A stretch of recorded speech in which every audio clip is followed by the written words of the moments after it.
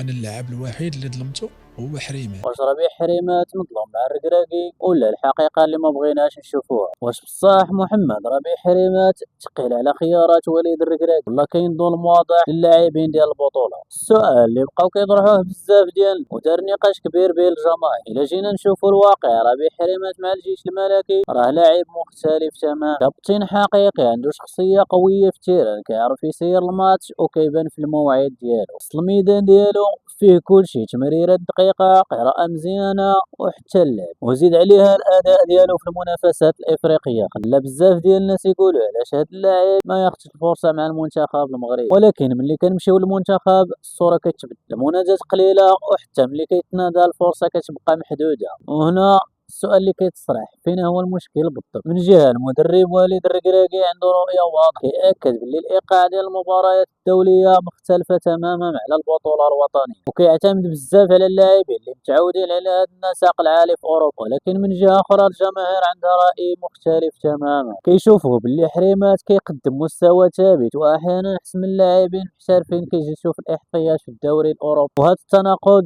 هو اللي زاد شعل العافية في النقاش، حيث الجمهور كيسول واش اللعابة في الخارج أهم من الفورما ديال اللاعبين ديالنا في البطولة. باش نكونوا واقعيين، المنتخب عنده ضغط كبير والمباريات ما فيهاش فرصة بزاف للتجربة. الركراكي باغي لاعب جاهزين 100%، الإيقاع عالي وباغي حتى الانسجام، يعني القرار ماشي ديما كيتبت على المستوى الفردي فقط ولكن حتى على التوازن ديال الفريق كامل. كاين إحساس عند جزء كبير من الجماهير أن لاعبي البطولة ما كياخدوش نفس الفرصة، وأن الحكم عليهم كيكون قاسي بزاف أكثر من اللازم. وهذا الشيء كيخلينا نطرحوا سؤال مهم، واش فعلا البطولة مازال بعيدة على المستوى الدولي أو لا خص غير الثقة وتعطي الفرصة حقيقية للاعبين؟ الجدل وصل لمرحلة كبيرة بزاف، خصوصا ملي حريمات كيقدم ماتشات كبيرة في إفريقيا وكيبان لاعب اللي يقدر يعطي الإضافة مباشرة، ومع ذلك كيبقى خارج الحسابات في الماتشات الكبيرة ديال المنتخب. وهنا كيبان الفرق بين النظرة للمدرب والنظرة للجمهور. ولكن جا محمد وهبي